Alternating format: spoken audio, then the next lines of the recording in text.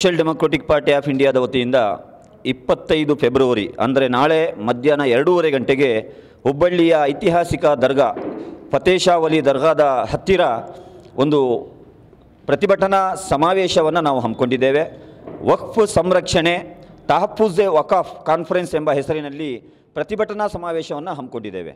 ಈ ಸಮಾವೇಶದ ಮುಖ್ಯ ಉದ್ದೇಶ ಏನು, ಫೆಬ್ರವರಿ 13ನೇ ತಾರೀಕಿನಂದು ದೇಶದ ಲೋಕಸಭೆ ಮತ್ತು ರಾಜ್ಯಸಭೆಯಲ್ಲಿ ವಕ್ಫ್ ಅಮೆಂಡ್ಮೆಂಟ್ ಬಿಲ್ 2024 ಎಂಬಂತಹ ಮಸೂದೆಯನ್ನು ಮಂಡನೆ ಮಾಡಿದ್ದಾರೆ. ಇದನ್ನು ವಿರೋಧಿಸಿ ಈ ಸಮಾವೇಶವನ್ನು ನಾವು ಹಮ್ಮಿಕೊಂಡಿದ್ದೇವೆ.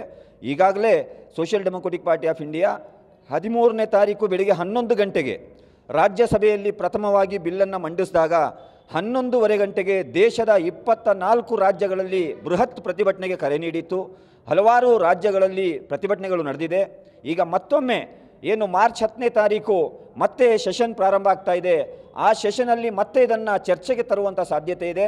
ಆ ನಿಟ್ಟಿನಲ್ಲಿ ದೇಶದಾದ್ಯಂತ ಬೃಹತ್ ಹೋರಾಟಗಳನ್ನು ಸಂಘಟಿಸುವಂಥ ತೀರ್ಮಾನವನ್ನು social democratic party of India ಮಾಡಿದೆ. ಅದರ ಭಾಗವಾಗಿ ನಾಳೆ ಹುಬ್ಬಳ್ಳಿಯಲ್ಲಿ ಒಂದು ಸಮಾವೇಶವನ್ನು ಹಮ್ಮಿಕೊಂಡಿದ್ದೇವೆ. ಮುಖ್ಯವಾಗಿ ಈ ಸಮಾವೇಶದಲ್ಲಿ ನಮ್ಮ ರಾಷ್ಟ್ರೀಯ ಸದಸ್ಯರಾದ ಜನಾಬ್ ಅಬ್ದುಲ್ ಹನ್ನಾನ್ ಸಾಬ್, ರಾಷ್ಟ್ರೀಯ ಸಮಿತಿ ಸದಸ್ಯರಾದ ಪ್ರೊಫೆಸರ್ ಸೈದಾ ಸಾದಿಯಾ ಮೇಡಮ್, ಅದೇ ರೀತಿ ರಾಜ್ಯಾಧ್ಯಕ್ಷರಾದ ಅಬ್ದುಲ್ ಮಜೀದ್ ಮೈಸೂರು, ರಾಜ್ಯ ಪ್ರಧಾನ ಕಾರ್ಯದರ್ಶಿಗಳಾದ BR ಭಾಸ್ಕರ್ ಪ್ರಸಾದ್, ರಾಜ್ಯ ಕಾರ್ಯದರ್ಶಿಯಾದಂತಹ ನಮ್ಮ ರಿಯಾಸ್ ಕಡಂಬು, ರಾಜ್ಯ ಪ್ರಧಾನ ಕಾರ್ಯದರ್ಶಿ ಅಫ್ಸರ್ ಕೊಡ್ಲಿಪೇಟೆ ಮತ್ತು ರಾಜ್ಯ ಕಾರ್ಯದರ್ಶಿಯಾದ ಅಫ್ಸರ್ KR ನಗರ್, ಈ ರೀತಿಯ ಹಲವಾರು ಗಣ್ಯಾತಿಗಣ್ಯ ಗೆಸ್ಟ್ಗಳು ಈ ಪ್ರೋಗ್ರಾಮ್ನಲ್ಲಿ ಕಾರ್ಯಕ್ರಮದಲ್ಲಿ ಭಾಗವಹಿಸಲಿಕ್ಕಿದ್ದಾರೆ. ಮುಖ್ಯವಾಗಿ ನಾವು ಇದರಲ್ಲಿ ವಿರೋಧಿಸ್ತಾ ಇರುವಂಥದ್ದು ಏನು ವಕ್ಫ್ ಅಮೆಂಡ್ಮೆಂಟ್ ಬಿಲ್ಲನ್ನು ತರಲಾಗಿದೆ, ಇದು ಈ ದೇಶದ ಸಂವಿಧಾನದಲ್ಲಿ ಬಾಬಾ ಸಾಹೇಬ್ ಅಂಬೇಡ್ಕರ್ ಅವರು ನೀಡಿರುವಂಥ ಸಂವಿಧಾನದ ಆರ್ಟಿಕಲ್ 25ಇಂದ 30ವರೆಗಿನ ಏನು ಫಂಡಮೆಂಟಲ್ಸ್ ರೈಟ್ಸ್ ಇದೆ, ಮೂಲಭೂತ ಹಕ್ಕುಗಳಿದೆ, ಇದರ ಮೇಲಿನ ದಾಳಿಯಾಗಿದೆ. ಹಾಗಾಗಿ ಇದನ್ನು ನಾವು ವಿರೋಧಿಸ್ತಾ ಇದ್ದೇವೆ. ಈ ವಕ್ಫ್ ಅಮೆಂಡ್ಮೆಂಟ್ ಬಿಲ್ಲಲ್ಲಿ ವಕ್ಫ್ ಬೈ ಯೂಸರ್ ಕ್ಲಾಸನ್ನು ತೆಗೆಯುವಂಥ ಪ್ರಸ್ತಾಪ ಇದೆ. ಡೆಪ್ಯೂಟಿ ಕಮಿಷನರಿಗೆ ಜುಡಿಷಿಯಲ್ ಪವರ್ ನೀಡುವಂತಹ ವ್ಯವಸ್ಥೆಯನ್ನು ಈ ಅಮೆಂಡ್ಮೆಂಟ್ ಬಿಲ್ ಮುಖಾಂತರ ತರಲಿಕ್ಕೆ ಅವರು ಉದ್ದೇಶಿಸ್ತಾ ಇದ್ದಾರೆ. ಅದಲ್ಲದೆ ಮ್ಯಾಜಿಸ್ಟ್ರೇಟಿಯಲ್ ಏನು ವಕ್ಫ್ ಟ್ರಿಬ್ಯುನಲ್ ಇದೆ, ಆ ಟ್ರಿಬ್ಯುನಲಿನ ಹಕ್ಕುಗಳನ್ನು ಕಿತ್ಕೊಳ್ಳುವಂತಹ ಕೆಲಸ ಇದರಲ್ಲಿ ನಡೀತಾ ಇದೆ. ಮತ್ತು ಈ ವಕ್ಫ್ ಅಮೆಂಡ್ಮೆಂಟ್ ಬಿಲ್ ಮುಖಾಂತರ ನಾನ್ ಮುಸ್ಲಿಮ್ಸ್ಗಳನ್ನು ಅಂದರೆ ಮುಸ್ಲಿಮೇತರರನ್ನು ವಕ್ಫ್ ಸಲಹಾ ಸಮಿತಿಯಲ್ಲಿ ನಾಮಿನೇಟ್ ಮಾಡುವಂಥ ಪ್ರಸ್ತಾಪ ಈ ವಕ್ಫ್ ಅಮೆಂಡ್ಮೆಂಟ್ ಬಿಲ್ಲಲ್ಲಿದೆ.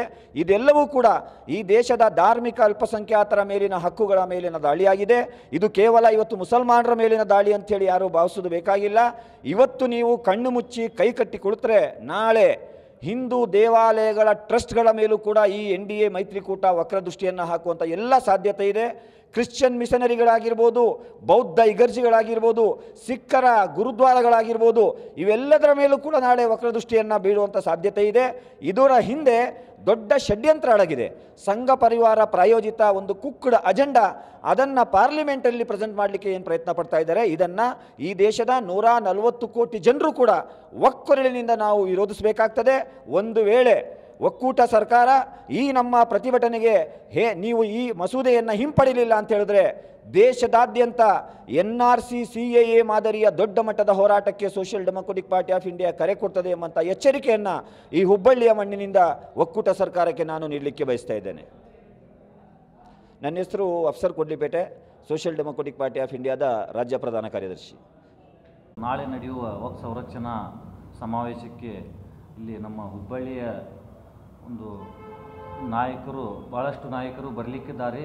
ಅದರಲ್ಲಿ ಶಂಕರ್ ಅಜ್ಮನಿ ದಲಿತ ಸಂಘಟನೆಯ ನಾಯಕರು, ಅವರು ಈ ಸಮಾವೇಶಕ್ಕೆ ಬರಲಿಕ್ಕಿದ್ದಾರೆ. ಆಮೇಲೆ ಮುಸ್ಲಿಂ ಮುಖಂಡರಾದಂಥ ಆಸಿಫ್ ಪಾಚಾಪುರ್ ಅವರು ಬರಲಿಕ್ಕಿದ್ದಾರೆ. ಆಮೇಲೆ ಇನ್ನೊಂದು ಮುಸ್ಲಿಂ ಮುಖಂಡರಾದಂಥ ಅಮನ್ ಕಲೇಗಾರ್ ಅವರು ಈ ಸಮಾವೇಶಕ್ಕೆ ಬರಲಿದ್ದಾರೆ. ಹಿಂದೂ ಮುಖಂಡರಾದಂಥ ದತ್ತು ಗಾಯಕ್ವಾಡ್ ಅವರು ಕೂಡ ಈ ಸಮಾವೇಶಕ್ಕೆ ಬರಲಿಕ್ಕಿದ್ದಾರೆ. ಇನ್ನೂ ಅನೇಕ ಡಾಕ್ಟರ್ ಕರೀಂ ಸಾಹೇಬರು ಇವರು ಬರಲಿಕ್ಕಿದ್ದಾರೆ. ಇನ್ನೂ ಹಲವಾರು ನಾಯಕರು ಈ ಸಮಾವೇಶಕ್ಕೆ ಬರಲಿಕ್ಕಿದ್ದಾರೆ. ನೀವು ಈ ಸಮಾವೇಶಕ್ಕೆ ಬಂದು ತಾವೆಲ್ಲರೂ ಇದರಲ್ಲಿ ಭಾಗಿಯಾಗಬೇಕೆಂದು ನಾನು ನಿಮ್ಮಲ್ಲಿ ಕೇಳಿಕೊಳ್ಳುತ್ತೇನೆ.